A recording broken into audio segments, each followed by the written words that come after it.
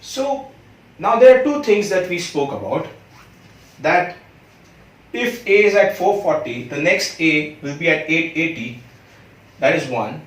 The other thing that we spoke about is that there are 12 notes between this particular A and this A, which are A sharp, B, C, C sharp, D, etc.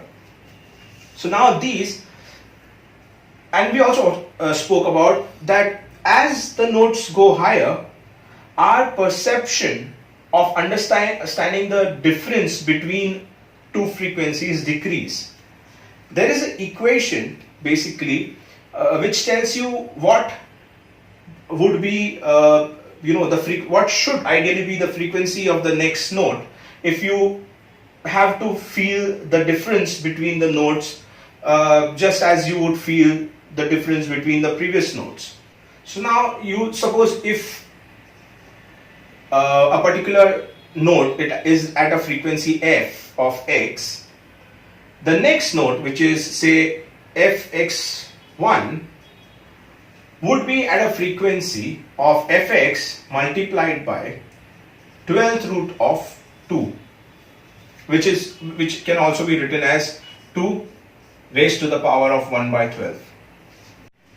So 2 raised to the power of 1 by 12 or 12 root 2 is basically this number, or approximately 1.06. And so if this frequency was say 440, that multiplied by that number, it is approximately say 466. So if A is at 440, so your A sharp also as the B flat is approximately 466. So that is the frequency of A sharp.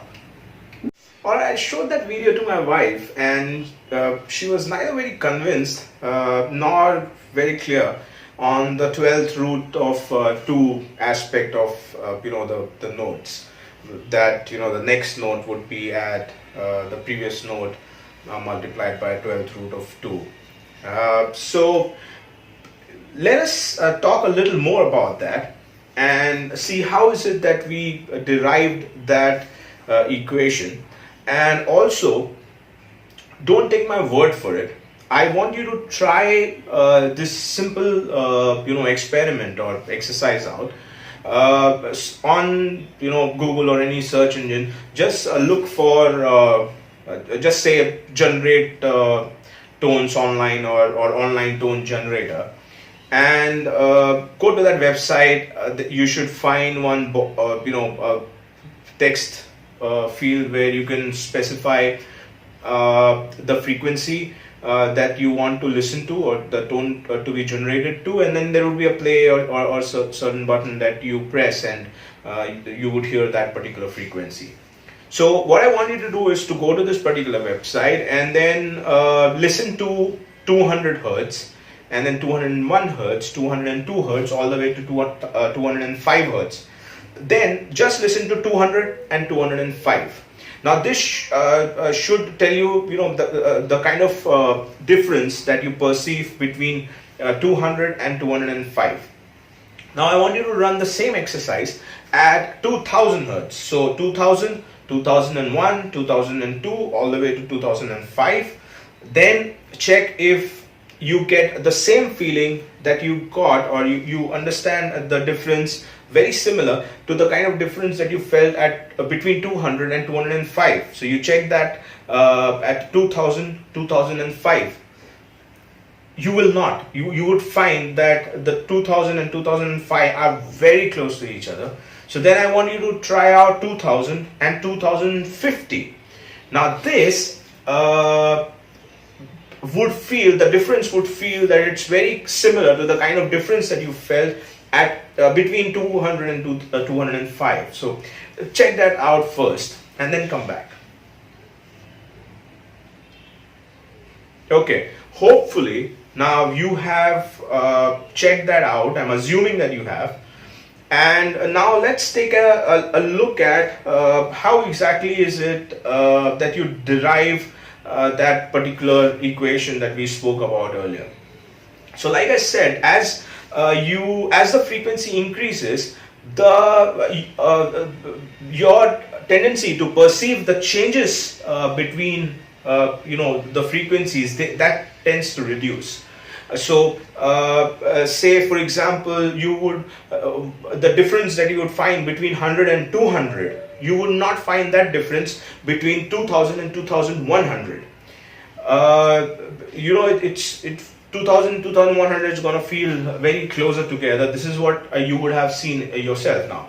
So that is the reason you feel that, say if A1 is at 55 and A2 is 110, the difference that you find between A1 and A2, you find the same difference between A2 and A3. See, it's double the frequency. We also looked at the waveforms where you would find that this particular wave feels very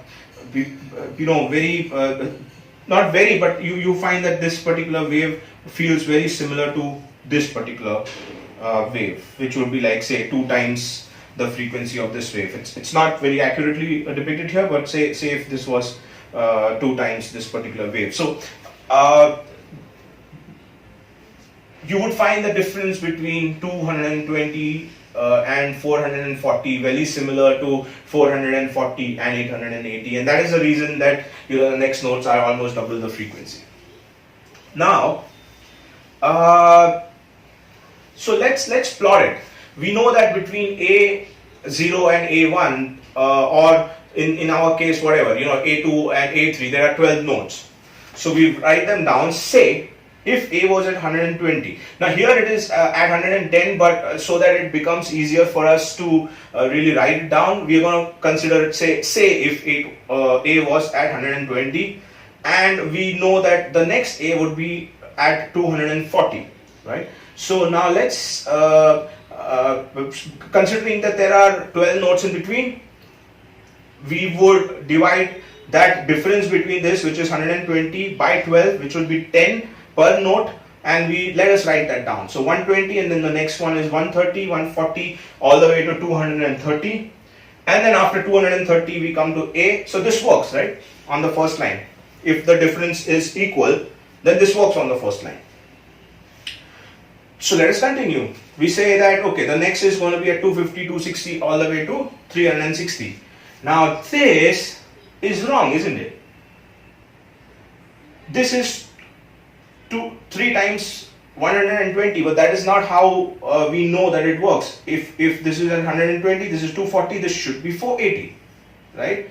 So all of this is wrong, which also means that all of this is wrong, right? We made some mistake in deriving this because if you want that this has to be 480, you will have to increase this by 20.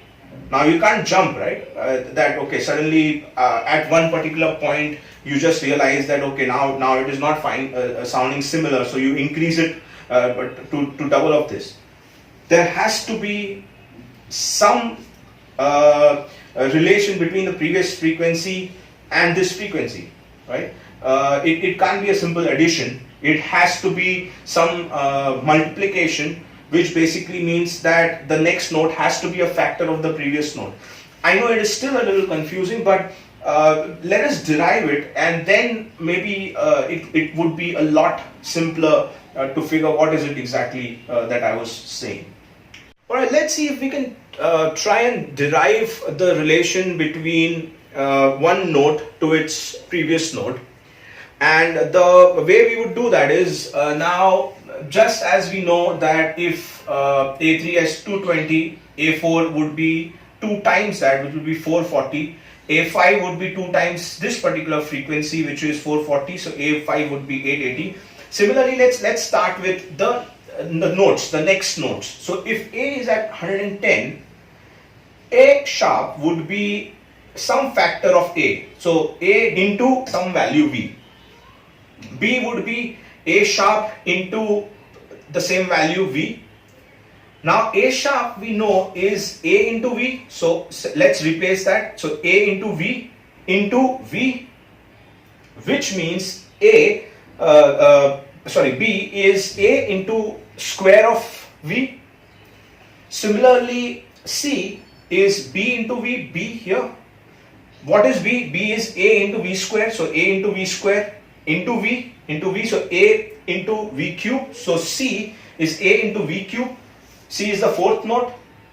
We started with A, 110, 2 is A sharp, 3 is B, fourth note is C, which is A cube. Similarly, if we keep deriving that, G sharp, which is the 12th note, would be G into V, which would be A into V raised to the power of 11. So G sharp, this is 12th, right? 12th note, which would be A into V to the power of 11. Similarly, the next note after this is the next A, right? So the 13th note is A.